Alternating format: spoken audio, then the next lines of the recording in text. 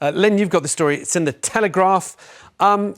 Concerns by Rishi Sunak about plans by Keir Starmer. Now, usually I support Rishi Sunak over Keir Starmer by a long shot, but I'm actually going to criticise him on this one because Rishi Sunak is essentially saying is he's criticising Keir Starmer's criticising Rishi Sunak for essentially lowering the age.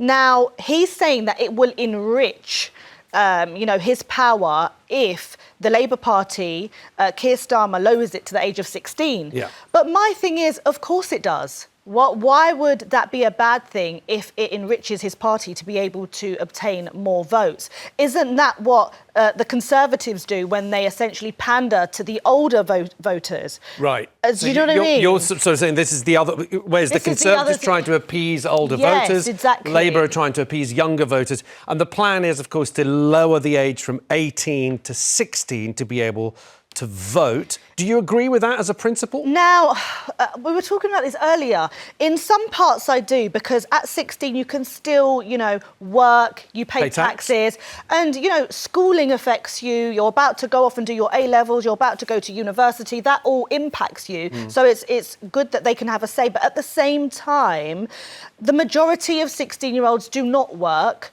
You can't get married in this country until you're 18. You can't smoke until you're 18. You can't get a tattoo until you're 18. There's so many things, and the life experience is just not there. So I think if we're going to lower the voting age, we need to then treat that group of people who are 16 also as adults in those other areas in life. And are we really ready to give so much responsibility to 16-year-olds, such as getting married, being able to get a tattoo, all those things that they can't do at the moment? OK.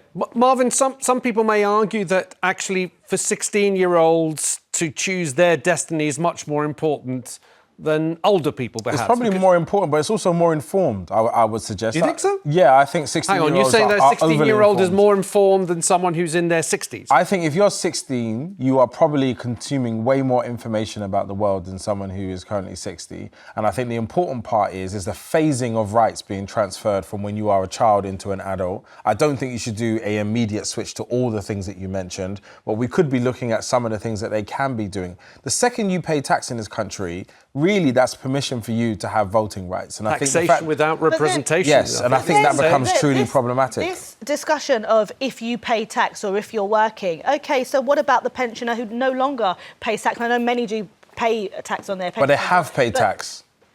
But my thing is, if there's an argument to be had that, OK, why should, on either side, why should the older generation be able to vote or not vote if we're going to allow 16-year-olds to vote or not vote? I think it's a conversation in terms of when you get past a certain part of your age, does it make sense for you to continue? I did see an interview of an 80-year-old who said that she would have voted Reform, but she's not voting at all. She usually used to vote Labour, but she's not bothering this election because I'm 80.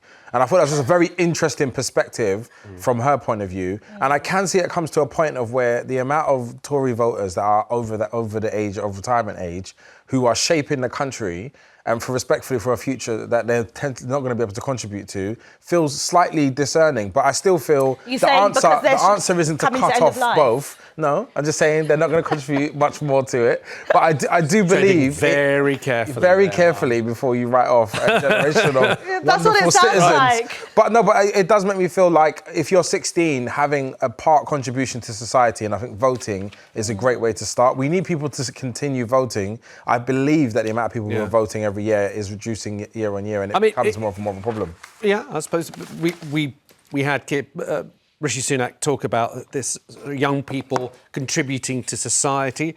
What more can you contribute than your vote, or to become politically active, start taking part in how your society is formed? One positive to this, I think, if they do lower it, is it will make the Conservatives or any other party start considering young people. And I think that when it comes to politics, oftentimes young people, all the way up to past uni age, are often forgotten. That's a good point. Maybe the Conservatives will have to engage more with the younger generations. Look, let's move on.